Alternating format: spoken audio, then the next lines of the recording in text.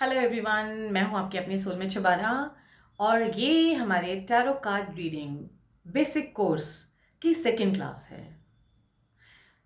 First class मैं आपको post कर चुकी हूँ, ये सेकंड क्लास है और आज की क्लास में हम ये जानेंगे, कुछ ऐसी चीज़ें जानेंगे जो कि बहुत इम्पॉर्टेंट हैं। कुछ चीज़ों का ध्यान रखना बहुत ही इम्पॉर्टेंट है, बहुत ही लाजमी है।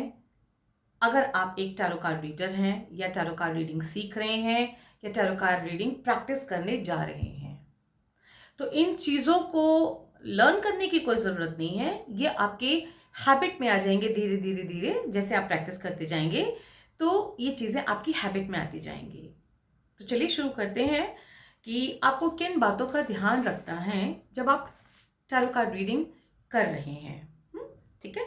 सबसे पहला है फेथ। अपने कार्ड्स पे कभी भी शक मत करिए। अपने कार्ड्स पे फेथ रखिए, विश्वास रखिए, कंप्लीट इंटेंशन रखिए, पॉजिटिव इंटेंशन, और अपने आप को कहते हैं ना, पूरा उनके ऊपर निर्भर कर दीजिए कि आप जो मुझे दिखाएंगे मैं वही देखूंगा या देखूंगी और आगे लोगों को सलाह दूंगी या गाइड करूंगी या बताऊंगी, उनके सवालों के जवाब दूंगी। तो सबसे पहले हो गया आपका फेथ इंटेंशन। और जब भी आप टैरो कार्ड रीडिंग के लिए बैठें तो उस वक्त आप बाकी कामों को भूल जाएं कि कुकर पे सीटी चल रही है, ऑफिस का काम करना है, बॉस का फोन आ गया। आपको हर तरफ से अपने आप को अलग करना होगा। सारी चीजों को दूर दूर दूर करके फिर आपको अपने आप में होके फिर बैठना होगा। अगर आप नई नई टैरो कार्ड रीडिंग सीख रहे हैं, कर रहे हैं, अभी प्रैक्टिस किया है, तो बेटर है थोड़ी देर के लिए आंख बंद करके अपने टेबल के पास जो चेयर है, जो भी आप अल्टर पे बैठ रहे हैं, वहां पे थोड़ा सा मेडिटेशन कर लीजिए। कुछ म्यूजिक चला के कुछ मेडिटेशन कर लीजिए। तो ये आपका पहला पॉइंट है जो कि आपको बहुत ज्यादा ध्यान रखना है। दूसरा, जब भी आप टैरो कार्ड रीडिंग करने बैठे तो 5 एलिमेंट्स आपके टेबल पे जरूर होने चाहिए। 5 एलिमेंट्स जरूर होने चाहिए। और आपको अपने ऑरा को प्रोटेक्ट करने के लिए भी क्रिस्टल्स और साथ में सॉल्ट रॉक, ये सब चीजें जरूर रखनी चाहिए। जरूर, यानी कि आपके और आपके कोहेरेंट के बीच में एक गैप होना चाहिए, डिस्टेंस होना चाहिए। और आपको बहुत ज्यादा उसकी आंखों में भी नहीं देखना, ये भी ध्यान रखिए। अपने कोहेरेंट की आंखों में ज्यादा नहीं देखना, क्योंकि आपको उसके साथ अलाइन करना है, हाँ, डिवाइन के साथ। तो आपने अपना अल्टर बनाया, आपने मेडिटेशन किया, 5 एलिमेंट्स रखे, अपने ऑरा को प्रोटेक्ट करने के लिए आपने सारा सामान रखा। ठीक है। फिर आपने प्रेयर की। प्रेयर की कोई भाषा नहीं है, आप अपनी लैंग्वेज में प्रेयर कर सकते हैं और डिवाइन से ये कह सकते हैं, जो तुम दिखाओगे मैं वही देखूंगा। मैं जो बोलूंगा या बोलूंगी वो तुम्हारी ही जबान होगी, क्योंकि आप मीडियम हैं। समझने की कोशिश करिए। क्यों टैरो कार्ड रीडर को साइकिक रीडर कहा जाता है? इसीलिए कहा जाता है क्योंकि हम मीडियम होते हैं। हम क्वेरेंट और उस मालिक के बीच का एक माध्यम है, एक मीडियम है, और हम वही बोलते हैं जो वो हमें बुलवाना चाहते हैं। ठीक है। कभी ये मत सोचना, हो मैंने ऐसे कह दिया अब क्या होगा, ओ मैंने वैसे कह दिया। ना ना, आपने जो कहा सही कहा। कई बार गलत कार्ड भी आ रहे होते हैं, भयानक कार्ड्स आ रहे होते हैं, मीन्स आपको लग रहा है कि नेगेटिव कार्ड है और आप उनको पॉजिटिवली कह रहे हैं, तो ये भी डिवाइन की ही मर्जी है। ठीक है। और अलाइन किया आपने। उसके बाद क्वेरेंट से आपको कोई भी इमोशनल अटैचमेंट नहीं करना। जहां आपने क्वेरेंट के साथ इमोशनल अटैचमेंट किया, आपकी रीडिंग पे फर्क आ जाएगा। आप रीडिंग नहीं कर पाएंगे, क्योंकि आपके कार्ड्स बिल्कुल प्रैक्टिकल हैं। आपको प्रैक्टिकल होके बैठना होगा। कई बार कड़वी दवाई भी पीनी पड़ती है। आप कोहेरेंट की बातों से अपने आप को मत कनेक्ट करिएगा। एक सर्जन है, वो ऑपरेशन करता है, अगर वो ब्लड देख के डर जाए या उसको लगे हाँ इसको दर्द हो रहा होगा, तो क्या वो ऑपरेशन कर पाएगा? समझ लीजिए आप सर्जन हैं, आप डॉक्टर हैं, आपको ऊपर वाले ने ये काम सौंपा है कि आपको जो है दूसरे को गाइड करना है, ठीक है? Then comes always use left hand. Left hand is always a receiver and right hand is always a giver. Right hand हमेशा देता है, लेफ्ट हैंड रिसीव करता है. लेफ्ट हैंड में हमेशा अपने टैरो का डेक पकड़ना चाहिए और लेफ्ट हैंड से ही स्प्रेड करना चाहिए, क्योंकि लेफ्ट हाथ हमारा हार्ट से भी कनेक्टेड है, ठीक है? जो भी आपकी रीडिंग निकलेगी वो आपके दिल से निकलेगी. फाइन, इस चीज का आपको ध्यान रखना है, ठीक है? और जब आप स्प्रेड करेंगे तो सारी पिक्चर्स नीचे होंगी और ऊपर सिर्फ उसका ऊपर वाला कवर रहेगा. पिक्चर वाला, कलर वाला, नंबर वाला पोर्शन नीचे रहेगा, बाकी सब ऊपर रहेगा, ठीक है? आपके कार्ड्स को कोई भी ना छुए, घर में कोई भी ना छुए, इवन आपके मेड्स नहीं छुए, आपके बच्चे हैं, पेरेंट्स हैं, स्पाउस हैं, फ्रेंड्स हैं, नोबडी शुड टच. कुछ टैरो रीडर्स रीडिंग के टाइम क्लाइंट को बोलते हैं कि, या क्लाइंट्स को बोलते हैं कि आप कार्ड उठाइए, बट आपको नहीं उठाना. मैं कह रही हूं कि नहीं उठाना. क्यों?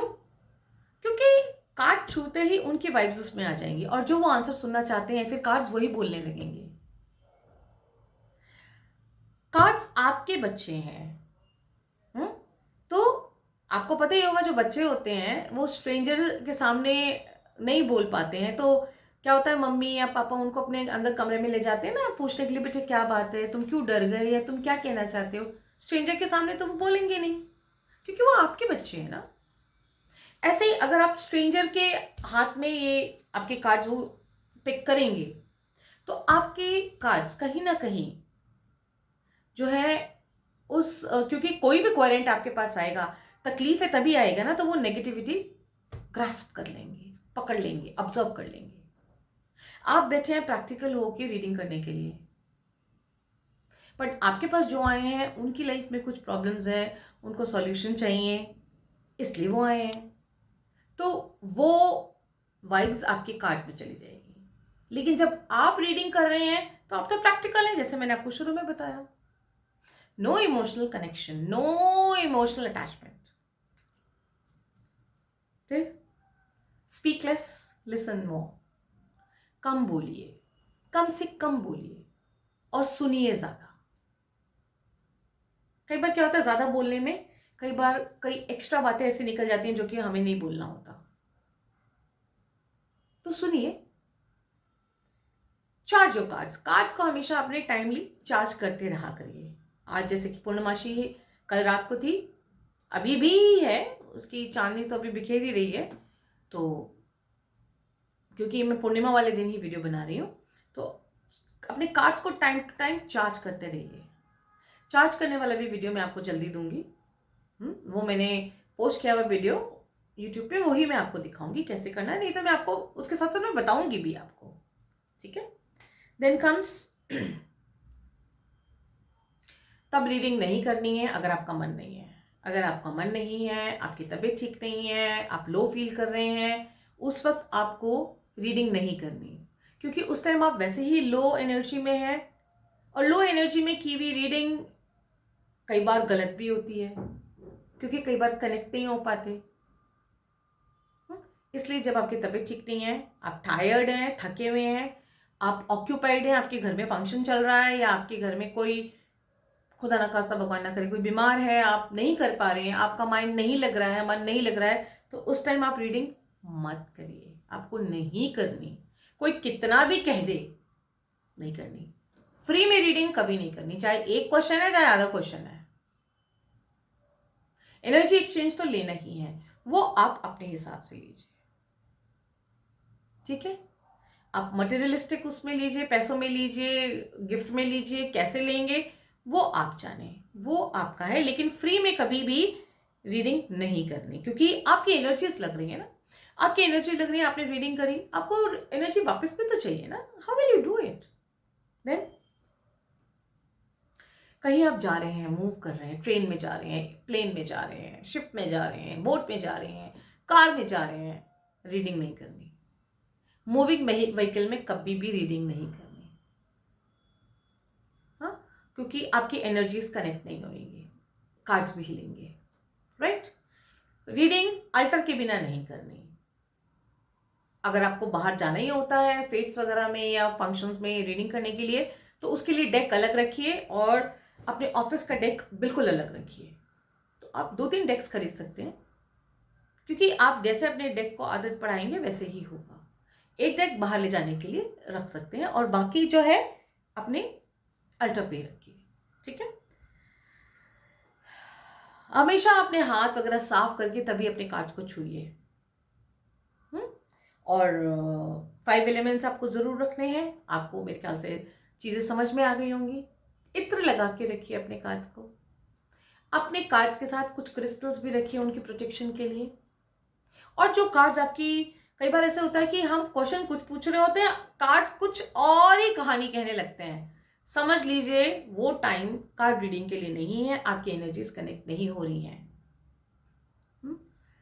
फिर भी आप चांस लेना चाहते हैं तो आप अपने कार्ड्स को पकड़ के ऐसे नॉक नॉक कर सकते हैं, ऐसे कर सकते हैं, ऐसे कर सकते हैं, हेलो कर सकते हैं। और जब भी रीडिंग करेंगे शफल अच्छे से करेंगे, ठीक है, शफल अच्छे से करेंगे, राइट, इस तरह से लाइक दिस शफल करेंगे। लेफ्ट हैंड साइड पे अपने कार्ड रखेंगे, पर्सन की बात सुनेंगे और स्प्रेड करेंगे। जितने लोगों के लिए रीडिंग करेंगे उन हर पर्सन के लिए आपको कार्ड्स शफल करने अलग अलग पड़ेंगे, राइट। आप एक से ज्यादा डेक भी यूज कर सकते हैं। कोई लाजमी नहीं है कि आपको एक ही डेक यूज करना है। एक बात और बता दूं, टैरो कार्ड्स और ओरेकल कार्ड्स में फर्क होता है और एंजल कार्ड्स में भी फर्क होता है। ये 3 तरह के कार्ड्स होते हैं। टैरो कार्ड, जितने भी टैरो कार्ड मार्केट में हैं वो सारे के सारे राइडर वेट पे ही बेस्ड हैं, सारे के सारे। आप भी अपना डेक बना सकते हैं सीखने के बाद। ओरेकल कार्ड में हमेशा मैसेजेस होते हैं।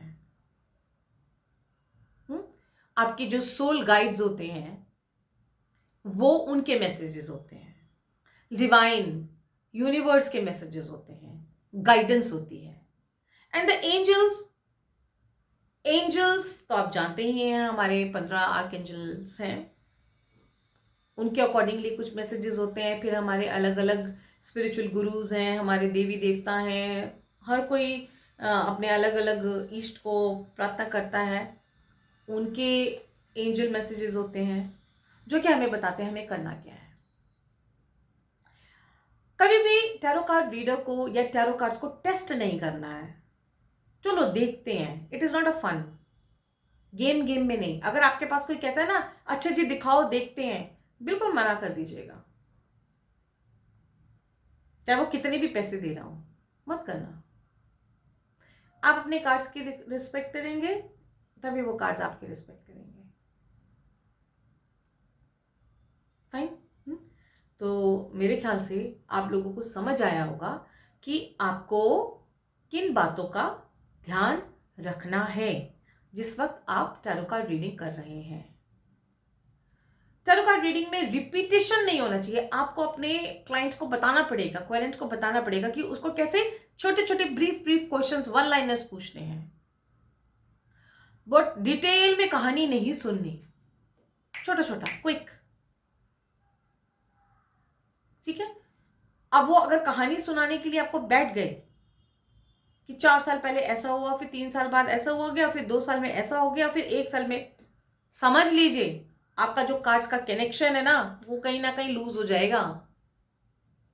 आप बोलिए टॉक टू मी। एक टाइम निर्धारित करना बहुत जरूरी है। 15 मिनट की रीडिंग कर रहे हैं, 30 मिनट की रीडिंग कर रहे हैं, और जो क्वायरेंट रीडिंग करवा रहा है सिर्फ एक ही जना बोले। कई बार होता है कि 4-4 लोग बैठ जाते हैं और फिर डिस्कस करने लगे, ये पूछ ले, वो पूछ ले, बिल्कुल मना कर देना। You have to be strict while doing tarot reading. Cards speak, cards बोलते हैं, और उनकी बोली समझना हर किसी के बस की बात नहीं। मैंने बहुत सारे लोगों को ये मैसेज दे दिया था कि मैं ये वीडियो शूट कर रही हूँ, जो मेरे स्टूडेंट्स हैं, जिसने इस ग्रुप में ऐड होना हो जाइए, जिसने नहीं होना मत होइए। उनमें से कई लोगों ने ऐड नहीं हुए, ये उनकी इच्छा। ठीक है, ये मैंने इसलिए बनाए ताकि आप जब भी चाहें इनको सुन सकते हैं और समझ सकते हैं ये क्या है, क्या कहना चाहते हैं। फाइन।